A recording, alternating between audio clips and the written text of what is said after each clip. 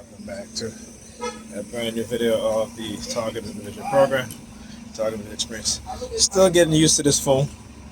I noticed that when I launch the app, I have to activate HDR so it doesn't. It isn't like once I put HDR on, it doesn't leave it on by default. It turns it off every time I exit out the camera app. So it's something to get used to. But I do like the fact of that I am able to adjust my aperture, system aperture, my ISO, to even give you a brighter picture at night. Whereas the Samsung, I was lacking that. Yeah, I see. Doing the sticking the finger in there, all this shit. Right? Doing the same thing too. Oh, she's looking.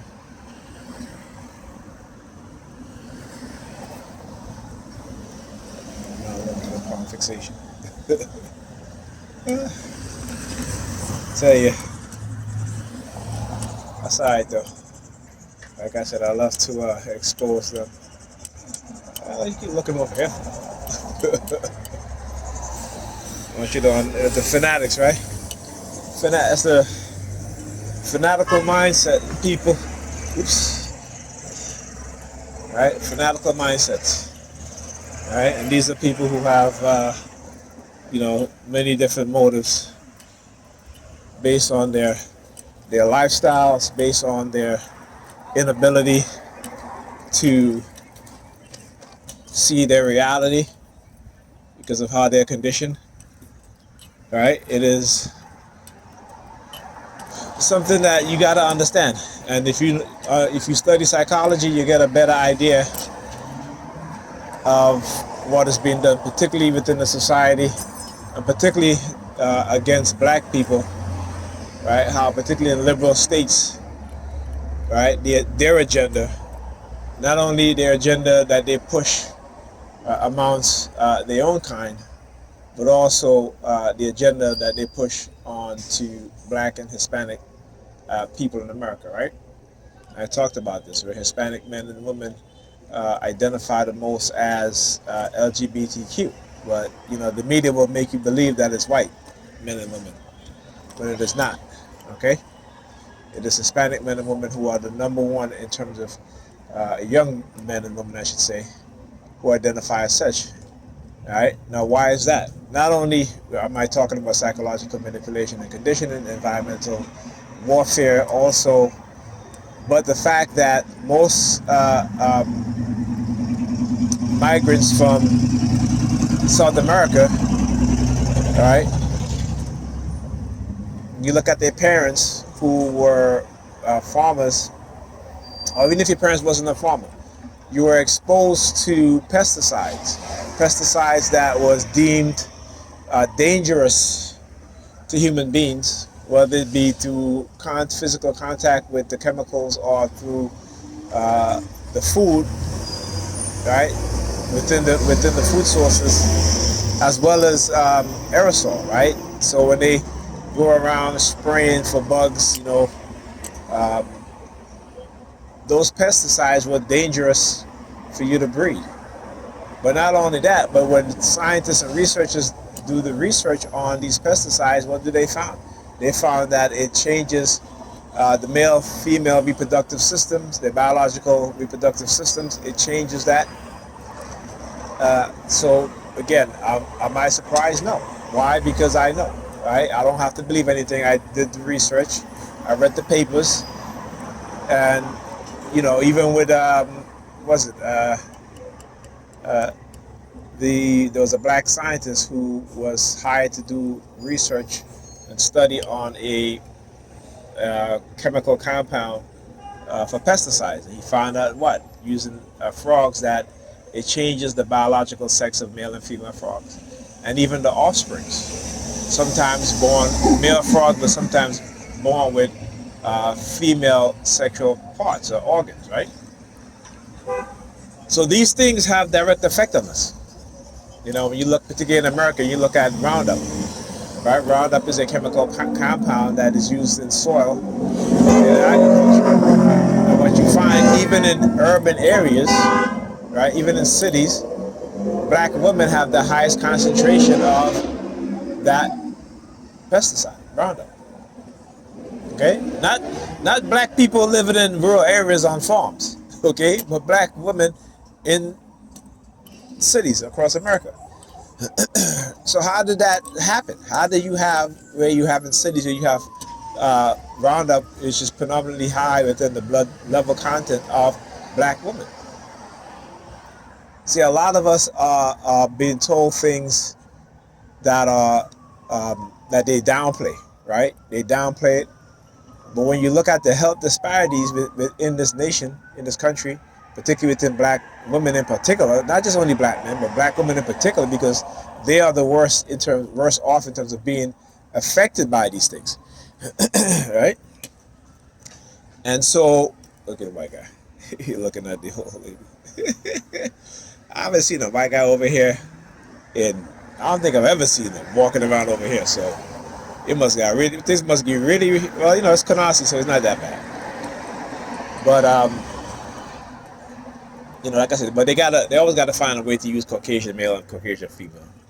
You know what I'm saying? So it's hilarious. But anyhow,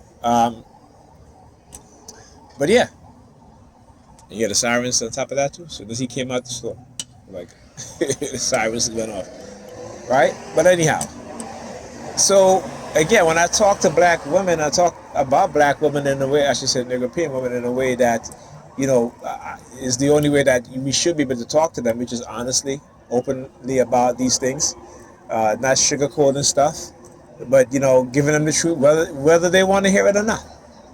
We cannot continue to, as men, as black men, because we want some coochie that we're not going to tell them the truth, right? Because it does us no good, it does them no good. It's actually worse for us when we lie to them, right? When we lie to our women, it hurts us more than it does them. Now, when the white liberal media lie to them, you know what I'm saying, it does both black men and black women harm. And this is something that we fail to understand as a people. But because we are a people in survival mode, and we have been in survival mode for the past, whether it be here in America, in the Caribbean, even in Africa, the vast majority of black people in the world today continue to be in survival mode. There isn't one black nation in which I would say that black people are truly thriving, right? The majority. Not a small group of black individuals, but the vast majority.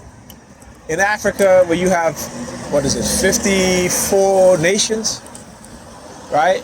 And the vast majority of those nations are wealthy in terms of the natural resources, right? You would think that the majority of people in those nations would be well off. Look at South Africa. Right? South Africa, 3 decades removed from apartheid. Right? And the majority of black South Africans are still poor. Where you have white people still own almost 80% of the land. Right? The banking system is still, the majority of people within the banking system are white.